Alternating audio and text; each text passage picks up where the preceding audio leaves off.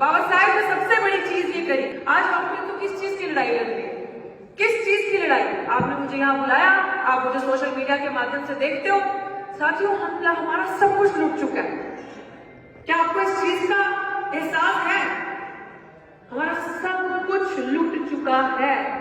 आज आप अपने बच्चों को स्कूल भेजते हो, ये सोचते हो पढ़ाएंगे, लिखाएंगे, बाबू बनाएंगे, अफसर बनाएंगे, बड़ी सरकारी नौकरी करवाएंगे। कहाँ पे करवाएंगे? मंगल में, मंगल ग्रह में, भारत में, धरती पे तो बची नहीं। यहाँ पर तो नौकरियां बची नहीं, सब गया, सब लुट गया। जिसने अपने 4 बच्चे खोकर, बाबा साहेब डॉक्टर भीमराव अम्बेडकर अपने 4 बच्चे गवा दिया, अपना पूरा सर्वस्व कुर्बान कर दिया। उसकी कुर्बानियों की वजह से उसने एक संविधान लिखा जिसमें आप सबके हक अधिकार लिखे। इंश्योर किया कि आपके बच्चे वो ना सहे जो उनके बच्चों ने सहा। आपके बच्चे उस रास्ते में ना चले जिस रास्ते में बाबा साहेब चले। जितनी कठिनाइयां बाबा साहेब को बर्दाश्त करनी पड़ी वो सब खत्म हो गया। क्या हमने जब से संविधान लिखा और इतने सालों तक क्या हमने अपने इतिहास को याद रखा? क्या हमने देखा कि हमारे पास क्या कुछ बाबा साहेब देंगे, हमने क्या क्या बचाना है? देखा नहीं। हमसे चूक हुई, ये गलती हमने की है, इस गलती को मानना हम सबकी जिम्मेदारी है। ये गलती हमने की है, लेकिन गलती मानना और गलती को सुधारने वाला सबसे बड़ा होता है। तो क्या वक्त आया अपनी गलती सुधारने का? हाथ खड़ा करके बताएं, गलती सुधारने का वक्त आ गया या अभी भी बचा है? साथी चंद्रबान जी मंच पे बैठे साथी, कुछ बचा है? सुधारनी है ना, तो दोनों हाथ खड़ा करके बताओ, गलती सुधारनी है तो गलती कैसे सुधारोगे? कैसे सुधारेंगे गलती? यहाँ बैठे, घरों में बैठे या सड़कों पे उतर के? आपको पता है आज संसद आपकी आवारा हो चुकी है, क्योंकि जिन गद्दारों को, जिन दलालों को आपने वोट देकर संसद में पहुंचाया वो तो मुखबरी करते किसी और की, वो तो आपकी बात ही नहीं करते। वो 131 एमएलए एमपी, समझते हो एमएलए एमपी क्या होते हैं? समझते हो आप? मैं देसी भाषा में समझाती हूँ, क्या होते हैं? आपके नौकर। पता है आपको ये बात? बड़ा तगड़ा सूट बूट पहन के आएंगे आपके पास और बात करेंगे, शिक्षा के लिए लड़ेंगे, रोजगार के लिए लड़ेंगे, घर में हर गांव में लैट्रिन होगी, बाथरूम होगा, हर उज्ज्वला योजना होगी। सुना है आपने ये चीज?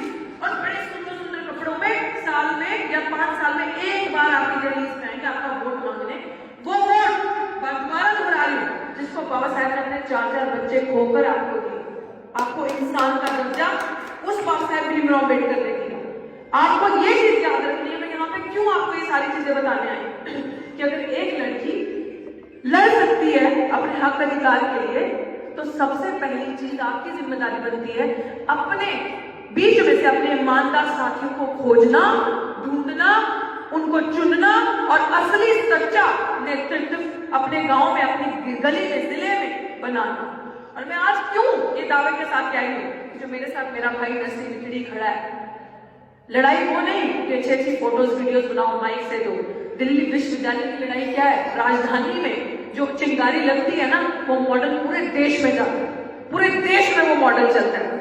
इनको ये क्या करते हैं आपके बच्चों के साथ? ये आपके बच्चों को जाति के आधार पे, नस्ल के आधार पे, रंग के आधार पे इतना प्रताड़ित करेंगे, इतना प्रताड़ित करेंगे। और हमारा गुनाह पता क्या है? आज जो छुआछूत है ना, आज जो डिस्क्रिमिनेशन, जिसे कास्ट डिस्क्रिमिनेशन, जिसे जातिगत भेदभाव कहते हैं, वो आपको इतना गांव देहातों में नजर नहीं आएगा जितना शहरों में नजर आएगा। आज यहाँ से चल के वो जो जातिगत भेदभाव यूनिवर्सिटीज में पहुंच गया है, विश्वविद्यालयों में पहुंच गया है, कॉलेजेस में पहुंच गया। क्यों? क्योंकि जब आप अच्छे कपड़े पहनते हो ना, अच्छा सूट बूट पहनते हो, अच्छी भाषा बोलते हो, अंग्रेजी बोलते हो, अच्छा कपड़ा पहन के अच्छे मार्क्स तो नंबर लाकर आपके अंदर दिमाग है, तो आप उस जातिगत भेदभाव का शिकार बन जाते हो। कौन कौन जानता है मेरे साथी रोहित वेमुला की कहानी? कौन कौन जानता है? जानते हो रोहित वेमुला को? जानते हैं? तो कल आज क्या तारीख है? 16, ठीक 17 जनवरी को मेरे भाई रोहित वेमुला का क्या हुआ था? इंस्टीट्यूशनल मर्डर, शैक्षणिक हत्या। उसको उस सिस्टम ने मार दिया था यूनिवर्सिटी में। क्यों? क्योंकि वो एक अच्छा स्टूडेंट था, एक अच्छा स्कॉलर था, वो पढ़ता था, वो बाबा साहेब भीमराव अम्बेडकर की बात करता था, सावित्रीबाई फुले शाहू महाराज की विचारधारा को घर पहुंचाने की बात करता था। और सबसे बड़ी बात, वो पखंडवाद से ऊपर था। वो पखंड जो आपको धर्मों की आग में झुंझोला जाता है, वो उन आग से ऊपर था। वो उस पाखंड से ऊपर था। वो अगर अपना मसीहा किसी को मानता था तो डॉक्टर अम्बेडकर को मानता था। अगर उसने प्राथमिकता दी तो शिक्षा को दी, और उसने लड़ने का तरीका सीखा तो संविधान के तरीके से सीखा। वो संविधान के तरीके से लड़ रहा था। वो एक लीडरशिप क्वालिटी थी उसके अंदर, वो आगे बढ़ रहा था। उसको इन्होंने मारा, पायल तड़वी को मारा। प्रोफेसर चंद्रशेखर जम्मू यूनिवर्सिटी का उसका इंस्टीट्यूशनल मर्डर किया। IIT का अनिल और आयुष उसका इंस्टीट्यूशनल मर्डर किया। पर उसके बाद हिस्ट्री का प्रोफेसर हिंदू कॉलेज में प्रोफेसर समरवीर की हत्या करी इन्होंने। ये क्या है? आपको गांव देहातों में बैठ के आसान लगता है? ये वो चीज है जब आपके अंदर कला है तो आपके अंदर की कला को कैसे खत्म करना है, पूरा मॉडल उनके पास तैयार है, पूरा मॉडल। आपको पता है कि आज जब आप इंटरव्यू दे रहे हैं, जाते हो दिल्ली विश्वविद्यालय में, तो क्या किया जाता है आपके साथ? कितने लोग पढ़े लिखे हैं? ग्रेजुएशन किस किसने की है यहाँ पे? कौन कौन पढ़ रहा है? MA किस किसने की है? और कौन पढ़ना चाहता है? सभी ना, सभी चाहते हैं नौकरियां। जब आप जैसे या मेरे जैसे साथी दिल्ली विश्वविद्यालय में पढ़ने जाते हैं, बात मत करो, सुनो, बड़ी इंपॉर्टेंट बात है। अब जब आप दिल्ली विश्वविद्यालय में पढ़ने के लिए जाते हो, नौकरी में इंटरव्यू देने के लिए जाते हो, तो जो वहां की कमेटी बैठी होती है वो आपको पता है क्या बोलती है? जब आप इंटरव्यू देने के लिए जा रहे हो, नॉट फाउंड सूटेबल, NFS, मैंने आपका इंटरव्यू लिया और आपको बोल दिया नॉट फाउंड सूटेबल NFS कि इस पोस्ट पे पढ़ाने के लायक ही नहीं, और आपकी पोस्ट को खाली डिक्लेयर कर देते हैं, और वो पोस्ट पे कोई जनरल कैटेगरी का इंसान को रख देते हैं पढ़ाने के लिए, बाद में पोस्ट को घुमा के उसी को जनरल कैटेगरी के बंदे को परमानेंट कर देते हैं। कितनी आपकी दिल्ली विश्वविद्यालय में जब से रिजर्वेशन लागू हुआ, इतिहास में इतनी सारी नौकरियां जो कि कायदे से खाली होनी चाहिए, जो कि आपके बैकलॉग की लड़ाई है, बैकलॉग समझते हो, इतनी सारी नौकरियां आपकी इकट्ठी करके जहां पे आपको ये बोल दिया जाता है कि पढ़ाने के लायक नहीं है, हटाओ इनको, इनकी जगह SC/ST को हटाओ, OBC को हटाओ, इनकी जगह जनरल कैटेगरी वाले को रखो। आपका हक मारा जाता है, और वो नौकरी इतनी इकट्ठी हो चुकी है, लेकिन आपको नहीं दे रहे। क्यों नहीं दे रहे? पता? क्योंकि आप बोलते ही नहीं। आपको पता है एक नौकरी, मेरी नौकरी कितने की थी? 1 लाख, आज 1,10,000 तनख्वाह है मेरी, इससे भी ज्यादा हो सकती है। लेकिन मैं क्या कर रही हूँ? मैं नौकरी से बाहर हूँ। क्यों? क्योंकि मैं चाहती तो 1,10,000 की तनख्वाह लेती, समझौता करती, ना बैकलॉग के लिए बोलती, ना लेटरल एंट्री के लिए बोलती, ना संविधान को बचाने की लड़ाई लड़ती, ना आपकी बहन बेटियों की इज्जत की लड़ाई लड़ती, और चुप करके बैठ के गुलाम बनती और जाके 1 लाख की नौकरी खाती। मैं बनती, मेरा परिवार बनता, मेरी आने वाली जनरेशन बनती। खत्म कहानी। लेकिन ये आप सिर्फ पैसे दिखाते हैं और पैसे से खरीद सकते हैं, लेकिन जब लड़ाई मान सम्मान की हो ना साथी, तो समझौता नहीं किया जाएगा।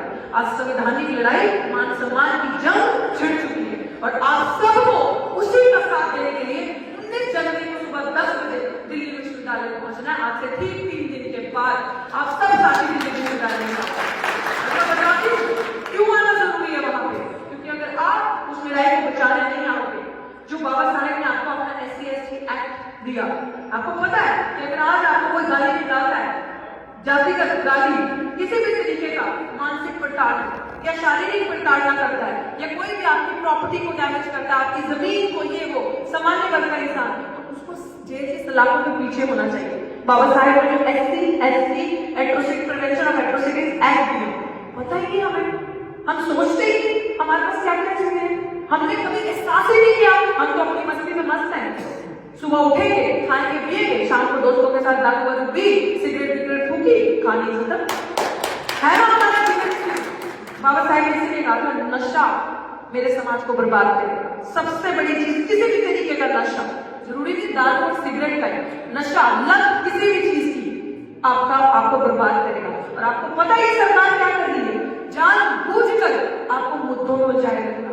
ये चीज आप समझ लो, इनके सामने आप धर्म की लड़ाई नहीं लड़ सकते, और बार बार ये आपको धर्म की लड़ाई पे धर्म के ऊपर खिलाएंगे, धर्म की पिच बिछाएंगे और आपको बोलेंगे इसके ऊपर खेलो। लेकिन बाबा साहेब ने आपको धर्म, जाति, रंग, भेद, मजहब से ऊपर उठाया, इसीलिए भारत का संविधान दिया कि आपके मन में जो आ रहा है आप बोल सकते हो, कर सकते हो, लेकिन सबसे पहले शिक्षित हो जाओ, सबसे पहले पढ़ो लिखो। अगर आप पढ़ो लिखोगे नहीं तो मेरी बातें काला अक्षर बहस बराबर समझ नहीं आएगी, नहीं समझ में आएगी, गारंटी। लेकिन अगर हमने कड़ी से कड़ी मिलाकर इन चीजों को समझा और पढ़ा और पता चला कि हमारे हक का कैसे डाका बचे, तभी हम इसको बचा पाएंगे। नहीं तो आम लोगों की सोच है मेरे घर थोड़ी ना आग लगी, मैं क्यों जाऊं, भगत सिंह हो लेकिन दूसरे के करो, मेरे घर पे ना हो। लेकिन साथियों, ये सोचने की बात है। आग जंगल में लगी है, आज मेरा घर है कल आपका घर है, तो ये बचाने की जिम्मेदारी हमारी, क्योंकि हमारे पुरखों ने भारत बनाया है। तो भारत जिन्होंने बनाया तो जिम्मेदारी की बात को बचाने की उनकी हो, हमारी जिम्मेदारी इस भारत को बचाने की। वो लोग क्या जानेंगे जिन्होंने भारत की गोलियां लगाई, जिन्होंने संविधान का विरोध किया, जिन्होंने बाबा साहेब भीमराव अम्बेडकर को खून के आंसू रुलाए, जो लोग बाबा साहेब भीमराव अम्बेडकर के अगेंस्ट खड़े हो गए जब उन्होंने आपके हक अधिकार की बात करी संविधान के अंदर, जब उन्होंने सेपरेट इलेक्टोरेट की बात करी आपके हक और अधिकार के लिए कि आपका अलग वोट होगा। दलित आदिवासी अपना नेतृत्व, अपना नेता खुद का ढूंढेंगे, ये लोग अपने नेता को वोट देंगे, लेकिन हर चीज से आपके हकों का डाका होगा। एक ईवीएम मशीन ले आए दिल्ली में, सेंटर में, कि ईवीएम से चुनाव हो गए, पारित हो जाते। आपको पता है ईवीएम क्या है? Electronic voting machine. जिस आपको पता है आपका वोट कहां जाता है? नहीं पता भी है हमें क्या करना है। लेकिन जिस देश में ईवीएम बनी है जर्मनी में, वहीं पे ईवीएम बैन है, वहीं पे पेपर बैलेट से चुनाव होते हैं, 25 चुनाव होते हैं। और हम क्या करें? हमें क्या फर्क पड़ता है? हमने तो वोट दे दिया सूट बूट पहने बाबू को, हमें क्या फर्क पड़ता है क्या हो रहा है? हमको वोट डालना पड़ता है। दिल्ली विश्वविद्यालय में या अन्य और बड़े विश्वविद्यालय में आपके बच्चे जा नहीं सकते, आपके बच्चे पढ़ नहीं सकते, क्योंकि उनके लिए तो आगे बैठे काटने वाले। सिर्फ और सिर्फ एक ही चीज हो सकती है, हम जब तक संगठित नहीं हुए, जो बाबा साहेब ने कहा था ऑर्गेनाइज, जब तक हम एक नहीं हुए तब तक हमारा विनाश ही विनाश है। हम सबको सबसे पहले एक होना पड़ेगा, और सबसे बड़ी चीज अपना ईमानदार नेता अपने बीच का ढूंढना पड़ेगा, जो साल में एक बार ना निकले, जो अगर साल में 365 दिन है तो वो 665 प्लस दिन आपके घर में दिखे, आपकी गली में दिखे, आपका हाल चाल पूछने के लिए आए और आपको पूछे कि अगर आपके बच्चे की नौकरी नहीं लग रही, मैं गाइड करता हूँ, हम बताएंगे, हमें सरकार के खिलाफ लड़ना है, खड़े होकर लड़ना है और एक होना, मैं आपके बच्चों के लिए लड़ूंगा, मैं आपकी बात करूंगा। हमारा नेता वो होगा, हमारा नेता सूट बूट वाला नहीं होगा, अच्छे कपड़ों वाला नहीं होगा, जो आकर सिर्फ हमारा वोट लेगा और 500 रुपए के एक 500 रुपया आपकी जेब में डाल के ले लो, 500 रुपए ले लो, अगर देता तो ले लो, वोट बच जाएगा। दारू का लालच देगा, लड्डू का लालच देगा, महिलाओं को कपड़े का साड़ी का लालच देगा और आपका वोट ले जाएगा और आपके पास कुछ नहीं बचेगा। और वो जो दर्द आज हम दिल्ली विश्वविद्यालय में बैठकर पिछले के आज 43 दिनों के मेरे धरने को मैं आपके पास क्यों चल के आई? क्योंकि मुझे लग रहा है कि राजस्थान मेरा दूसरा घर, इतना प्यार आपको, मेरा दिल इतना खुश है कि मैं चल के अपने परिवार को इन्विटेशन आमंत्रण देने आई हूँ कि 19 तारीख की इस लड़ाई को मजबूत करो, क्योंकि अगर हम यूनिवर्सिटीज नहीं बचाए, विश्वविद्यालय नहीं बचाए, तो आपके पास कुछ नहीं बचेगा। ना आप संविधान बचा सकते हो, ना आप शिक्षा बचा सकते हो, ना आपको रोजगार मिलेगा, क्योंकि वो लोग चाहते हैं हम रोजगार की आड़ में धरना प्रदर्शन करते रहे, सड़कों पे बैठे रहे, हम लोगों को फुर्सत नहीं मिले सोचने की कि कैसे लूट मार हमारे लोगों की हो रही है और हमारा जीवन जो है वो सड़कों पर बर्बाद हो जाए। लेकिन हमें उन्हीं की स्ट्रैटेजी को फेल करते हुए एकजुट होकर लड़ना है, और इस लड़ाई को जीतना इतना जरूरी है ताकि पूरे भारत में एक मैसेज आए कि हम फूल नहीं है, हम फूल हैं और हम तुम्हें लड़के दिखाएंगे। अब इनकी हमें जानकारी नहीं, हमें योद्धा बनना, हमें लड़ना है, हमें इनके टाइटल्स नहीं चाहिए। तो मेरा आप सबसे ये विनती है कि जब हम 19 तारीख को आए दिल्ली विश्वविद्यालय में, तो एक बाबा साहेब की फोटो लेकर आए और एक नौकरी के लिए न्याय चाहिएगा फोटो लेकर आए। जरूरी इसलिए ताकि इनको पता चले कि नौकरी का लालच देकर तुम्हें खरीद नहीं सकते, हमारी जुबान बंद नहीं कर सकते और न्याय के आगे समझौता नहीं किया सकता। क्योंकि अब हमारे समाज के बच्चों को रोहित वेमुला नहीं बनने दिया जाएगा, पायलट नहीं बनने दिया जाएगा, अब कोई भी इंस्टीट्यूशनल मर्डर नहीं होगा। अब अपने हक के लिए हम सड़कों पर लड़ेंगे। मैं आपको बड़ी इंपॉर्टेंट बात बता दूं, आज संसद आवारा हो चुकी है, ये बात याद रखना। लोहिया जी ने कहा था जब संसद आवारा हो जाए तो सड़कें सुनसान नहीं रहनी चाहिए, और हमारा फर्ज बनता है कि सड़कों को इतना बड़ा बल दो, क्योंकि आप लोकतंत्र में रहते हो, आप डेमोक्रेसी में रहते हो, लोकतंत्र समझते हो, लोकतंत्र समझते हो। आपके देश में राजा का राज है या प्रजा का राज है? प्रजा का। तो जो प्रजा